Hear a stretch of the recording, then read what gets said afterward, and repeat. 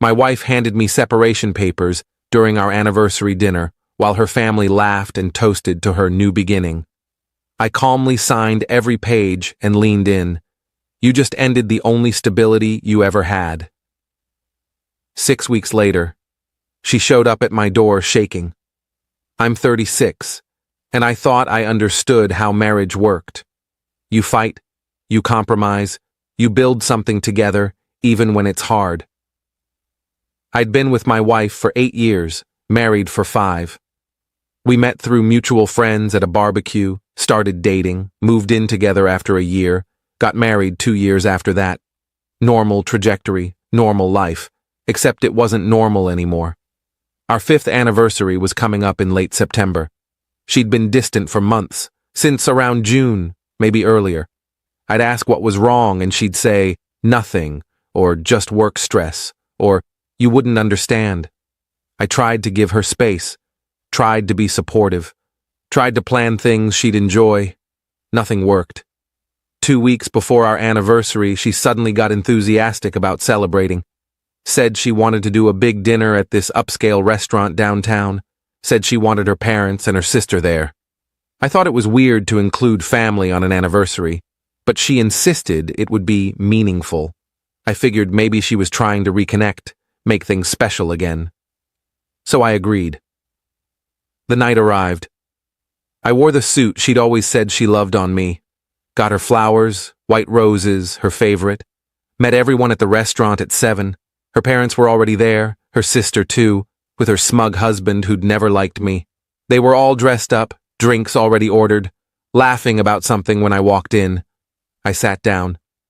Sorry I'm a few minutes late. Traffic was bad. My wife smiled. It didn't reach her eyes. You're fine. We were just getting started. Her father raised his glass. To family. Everyone clinked glasses. I joined in, confused but going along with it. Dinner started, small talk. Her mother asked about my week. I answered. Her sister made some comment about how nice the restaurant was, how she'd never been somewhere this fancy. I ignored the implication that I didn't usually take my wife to nice places. We'd been here 3 times before. Midway through the appetizers, my wife reached into her purse, pulled out a manila envelope, set it on the table between us. What's that? I asked. Open it. I looked around the table. Her family was watching me. Not curious, expectant, like they knew what was coming. I opened the envelope. Separation papers, dated 2 weeks earlier, already notarized. I looked up at her. What is this? I think it's pretty clear. You're serving me separation papers at our anniversary dinner? I wanted to do it somewhere public, somewhere you couldn't make a scene. Her sister laughed. Actually laughed. Oh my God, his face. I stared at the papers, read through the first page. It outlined a separation agreement, division of assets. She wanted the apartment, wanted the car we'd bought together last year, wanted half my savings. You've been planning this, I said. For a while, yeah. And you brought your family to watch? Her mother chimed in. We're here to support her. This is a big step. A big step? We're married. Not for much longer, her sister said, smirking. My wife leaned forward. Look, I'm not happy. I haven't been happy for a long time. You're fine. You're stable. But I don't want fine anymore. I want more. More what? More life. More excitement. More everything. Her father raised his glass again. To new beginnings. They all clinked glasses, toasted, while I sat there holding papers that would end my marriage. I felt something shift inside me. Not anger, not sadness, just clarity. I pulled out a pen, signed every page, didn't read the details, didn't negotiate. Just signed. My wife looked shocked. You're not going to fight this? No. Why not? I leaned in close, kept my voice calm, because you just ended the only stability you ever had. I stood up, dropped the signed papers on the table, looked at her family. Enjoy your celebration. I walked out, left the flowers on the table, drove home in silence. The drive back to the apartment felt surreal. The city lights blurred past my windows. I kept replaying the scene in my head, her smug expression, her sister's laughter, her father's toast. They'd choreographed the whole thing, planned it like some twisted family event, and I'd walked right into it. When I got home, I didn't turn on the lights. Just sat in the dark living room for an hour, thinking, processing. The apartment felt different already, like it knew something had shifted. I looked around at all the things we'd accumulated together, the couch we'd argued about buying, the coffee table she'd found at a flea market, the framed photos on the wall, our wedding, vacations, birthday parties. All of it suddenly felt like evidence of a life that had just ended. Around midnight, I got up and started taking down the photos, not angrily, not emotionally, just methodically removing them from the walls and stacking them face down on the dining table. I wasn't ready to throw them away, but I couldn't look at them either. My phone buzzed. A text from her sister. "Can't believe you just walked out. So dramatic." I blocked her number without responding. Another text came through.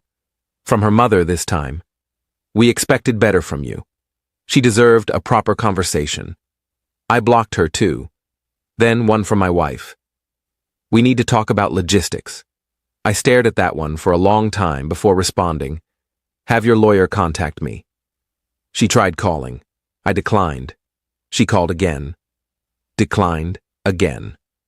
She sent another text. "You're being childish." I turned off my phone and went to bed. Update 1.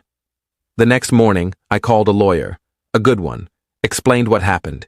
He looked over the separation papers she'd had me sign. "Did you read these before signing?" "No." "You should have. She's asking for things she's not entitled to. The apartment is in your name. The car is in your name. Your savings are separate accounts." "Can I contest it?" "You already signed, but we can respond with our own terms.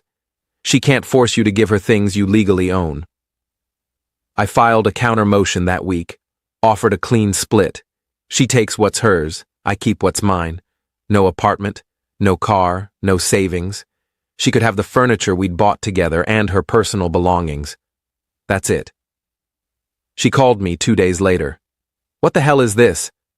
A fair separation. You signed my papers, and now I'm clarifying terms. You're not taking things you don't own. We bought those things together." "No, I bought them. You live in an apartment I rent. You drive a car I financed. You're not entitled to them." "You're being petty." "I'm being accurate." She hung up. Her sister texted me that night. "You're a piece of shit." I blocked her number. The following week was strange. I went to work, came home, made dinner, watched TV. Normal routine. But everything felt hollow. I'd catch myself about to tell her something funny that happened during the day, then remember she wasn't there. I'd make too much food out of habit, then stare at the leftovers. Friends started reaching out. Word had spread somehow. They wanted to know if I was okay, if I needed anything. I appreciated it, but I didn't want to talk about it. Didn't want to rehash the details or accept their sympathy. I just wanted to move forward. My lawyer called me the following Friday. She wants to negotiate, says the terms you offered are unreasonable. They're the only terms I'm offering. She's claiming she contributed to the household financially and deserves compensation. She worked part-time and paid for groceries occasionally.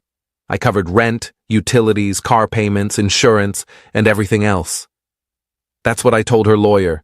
They're pushing back anyway. Let them push. I'm not changing the terms.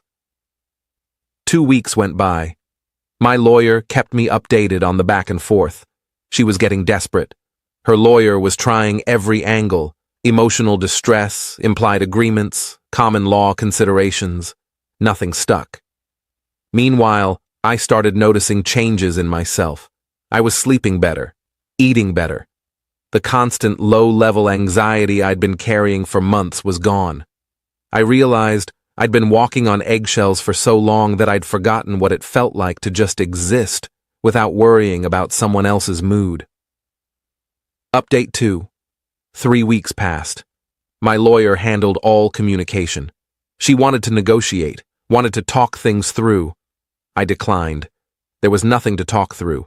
She'd made her decision public, humiliated me in front of her family, treated our marriage like a joke.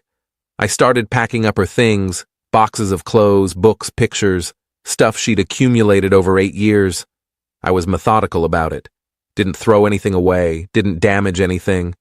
Just packed it neatly and stacked the boxes in the second bedroom. Going through her belongings was therapeutic in a weird way. Each item told a story. The sweater I'd bought her for her birthday 3 years ago, the books she'd never finished reading, the jewelry box filled with things I'd given her over the years. I packed it all carefully, but I felt nothing. No nostalgia, no regret. Just the mechanical action of sorting and boxing. 4 weeks in, she showed up unannounced. Knocked on the door around 8 on a Tuesday night. I opened it.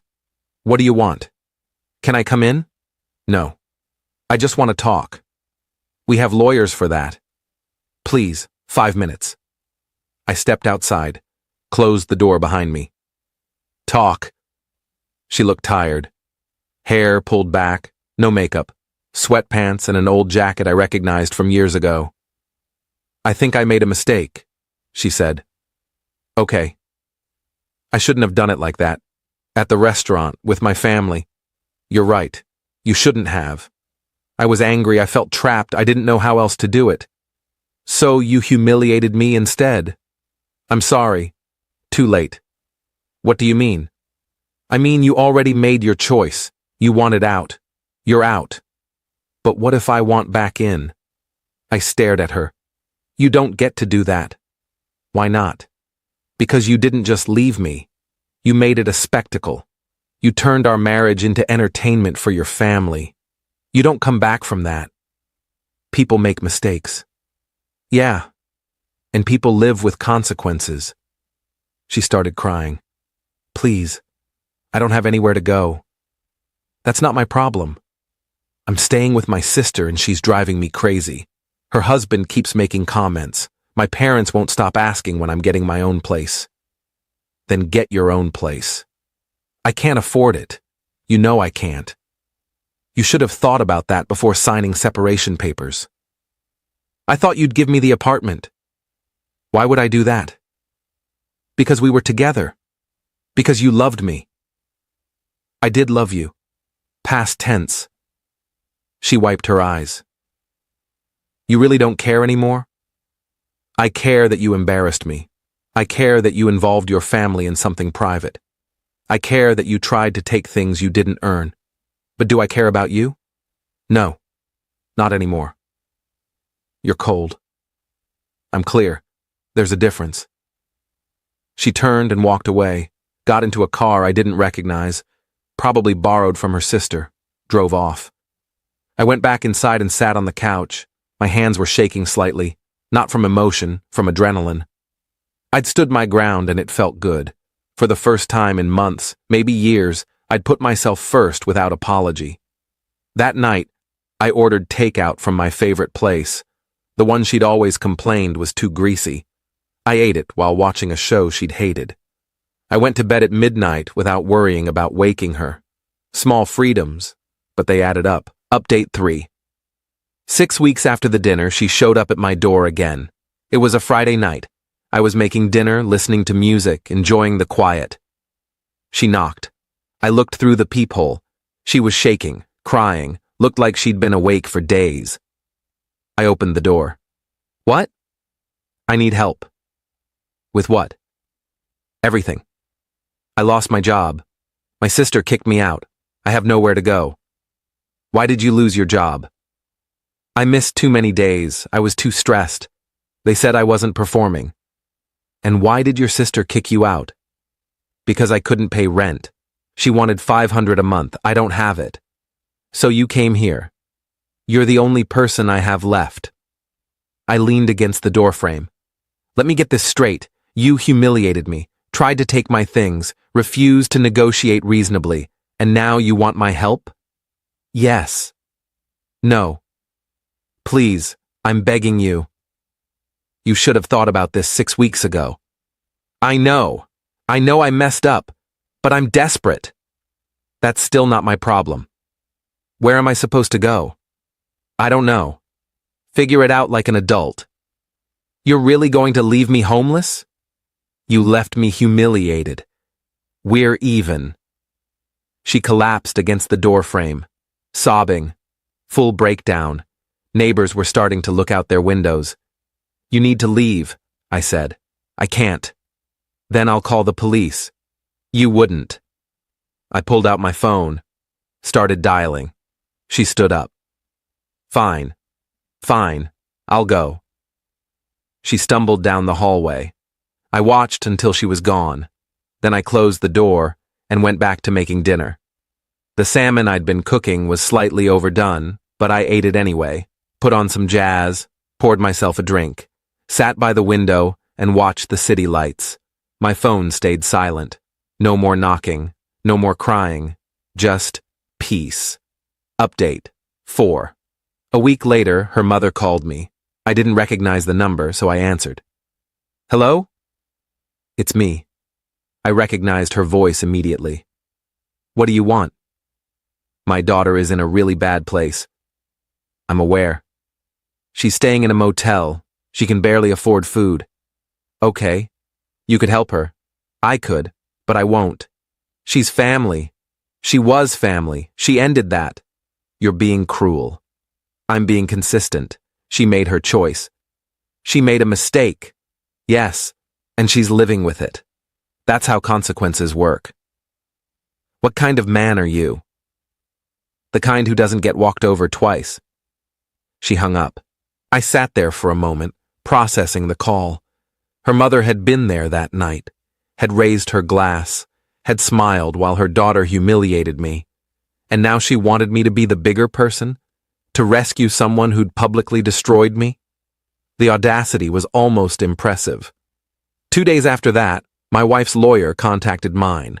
She wanted to renegotiate, wanted to settle for less, wanted to finalize everything quickly so she could move on. My lawyer called me. She's desperate. We can push for a better deal. No. Give her the original offer. She takes her stuff, I keep mine, clean split. You sure? Yeah. Most people would take advantage of this situation. I'm not most people. I just want it done. The papers were finalized by the end of October. Marriage officially over. She signed without protest this time. My lawyer said she looked defeated when she came in, signed everything in under 10 minutes, and left without saying a word. The day the divorce became official, I felt nothing. No relief, no sadness. Just a quiet acknowledgement that a chapter had closed. I went to work, had lunch with a colleague, came home, and made dinner. Life continued. I started redecorating the apartment. New paint in the living room. A color I'd always wanted, but she'd vetoed.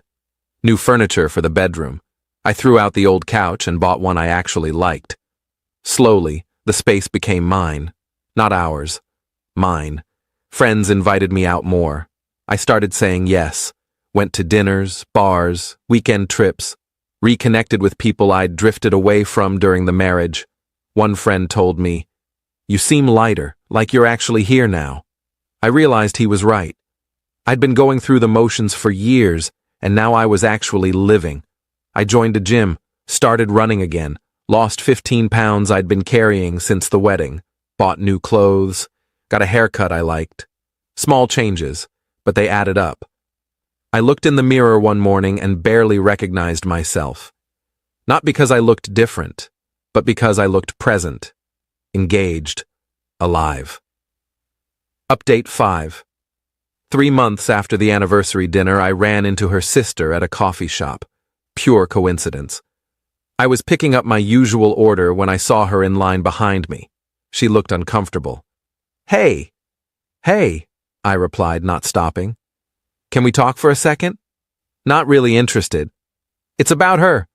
I turned around. What about her? She's not doing well. I thought you should know. Why would I need to know that? Because you were married, because you spent 8 years together. And she ended it. Publicly. cruelly. So whatever she's going through isn't my concern. Her sister looked down. I know what we did was wrong. That dinner. Having everyone there. It was her idea, but we went along with it. We thought it was, I don't know. We thought it was what she needed. And now? Now I see we were wrong. She's miserable. She's living with our parents, working retail, can barely pay her phone bill. She cries every night. That's unfortunate. You really don't care? I cared for 8 years, tried to make her happy, built a life with her, and she threw it away for entertainment. So no, I don't care anymore. She wants to apologize, to really talk to you. I don't want to hear it. You're not even curious about why she did it. No. How can you just turn it off like that? Because she showed me exactly who she was, and I believed her. I grabbed my coffee and left. Her sister called after me, but I didn't turn around. I had nothing else to say. That evening, my phone buzzed. A text from an unknown number. This is her, please. Just give me 5 minutes, I need to explain. I deleted it, blocked the number, made dinner, watched a movie, went to bed. Final update. It's been 3 months since that anniversary dinner. The divorce is final. I kept the apartment, the car, my savings.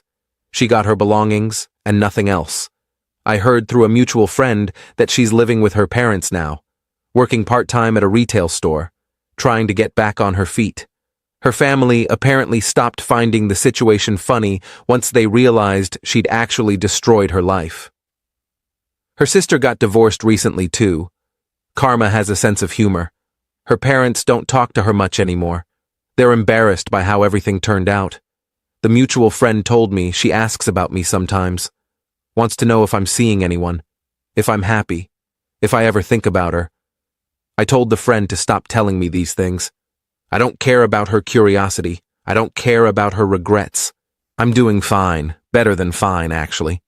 I started going to the gym again, reconnected with old friends, traveled a bit. Took a trip out west, something I'd always wanted to do but she'd never been interested in. Hiked through canyons, camped under stars, ate at diners along empty highways. I'm not dating yet, don't feel ready, but I'm not closed to it either. I'm rediscovering who I am without someone constantly telling me I'm not enough. Someone asked me last week if I felt bad about how things turned out for her. No. Really? Not even a little? She made a performance out of ending our marriage. She laughed while her family mocked me. She tried to take things she didn't earn. And then she came back when she realized she couldn't handle the consequences. Why would I feel bad? Because she's struggling. So was I when she humiliated me. Difference is, I didn't go running back to her. That's harsh. That's honest. I'm 36. I've got my own place, my own life, and my own peace. She's got her parents' couch and whatever lessons she's willing to learn from this. Some people never figure out that stability isn't boring. It's valuable. That reliability isn't a flaw. It's rare. That embarrassing your partner for laughs comes with a price you might not be able to afford. I definitely made the right choice. Edit. 1. A lot of people are asking if I ever found out why she really wanted the separation. Honestly, I don't care. Whether it was another person, some midlife crisis, or just her being unhappy, it doesn't matter. She handled it in the worst way possible, and that's all I need to know. Edit 2. For those saying I should have fought harder or tried counseling, we did counseling 8 months before this happened. She stopped going after 3 sessions, said it was pointless. I kept going by myself for 2 more months. I tried. Edit 3. Someone asked if her family ever apologized. No, not once. They enabled her behavior and now they're dealing with the fallout. They made their bed too. Yeah. Impervious to con. Dude, let me tell you something. I have been in a few cults. Like, I get sucked in all the time by shit. I'm not embarrassed to say it. I'm highly susceptible to propaganda. Me too. I think everybody is. That's why it works. Yeah, I mean, I don't buy into all of it, obviously, but it's quite a bit. Well, it's like a lullaby. It's like a sweet fairy tale. You hear it and you're like, oh my God. You know when I really wanted propaganda? What? Right after September 11th. Oh, hell yeah. I was ready. Give me a whiskey drinking, cigar smoking politician in a room, Fuck yeah. like laying out some red meat eating guy laying out maps. We're gonna go over there and fuck these people up and this shit ain't happening again. All right. And We're gonna that's teach them. scary. Check this out. I saw an article about someone calling bullshit on Ghost Murmur, and they said that in the post articles, this was actually listed as what the pilot had, and it even says it in this article here. So the successful rescue of the U.S. F-15E Strike Yeah. Eagle navigator over southwestern Iran highlighted one of the most advanced tools in modern combat search and rescue, the Combat Survivor Evader Locator. Manufactured by Boeing, it's a compact 800-gram device integrated into a pilot's survival vest. It remains attached after ejection, continuously transmitting encrypted location data and preloaded messages such as injured or ready for extraction. These signals use rapid frequency hopping and ultra-short bursts, making detection by enemy electronic warfare systems extremely difficult. He was going into how the explanation of what this technology is and what they described it doing don't really match up. Yeah, they were. With the Ghost Murmur yeah, thing? with Ghost Murmur, right. because it's using something Ghost diamond Murmur, quantum. Ghost Murmur technology. sounds, there's part of me that's going, I don't buy that one. That one gives me like, nah, You're right. I don't think you can God do that. damn I it. think you're bullshitting. You're right. There's also a thing where Hegseth said that like the first message this guy sent was God is good. No, he didn't say I that. believe he did. Please search that. I think that's what he said. I think that's what he said. That was the first message, which, by the way, I might say that if they're coming to rescue me. That's true. True. Or praise Jesus. But also, what concerns me, That's Allah Akbar. God as a is good. person who admires the work of Jesus Christ, Yes. what concerns me is there is an increasing amount of talk among a lot of these guys that are in the service of them being told shit that's like right out of a Charlton Heston movie. Yeah, man. Yeah, like the one guy that said that Trump was anointed by Jesus Christ and that this was to bring the Armageddon Yeah. so that Jesus comes back. Jesus. Yeah, the guy said it with a big creepy smile on his face, apparently. So what is he saying? His first message was simple, and it was powerful. He sent a message, God is good. In that moment of isolation and danger, his faith and fighting spirit shone Okay. through. You see, Ugh. Jesus, Okay. Lord in the heaven. Jessica Lynch story. Always Jesus, Lord in history repeats itself. Well, it doesn't repeat itself, but it rhymes. Who said that? That's Mark Twain. That's right. That's Mark Twain. That's right. Isn't that the same statement? Yeah, it's Yeah, that's Allah. what he said. Yeah. Yeah, Allah is the greatest. Yeah. The interesting thing is like I believe Muslims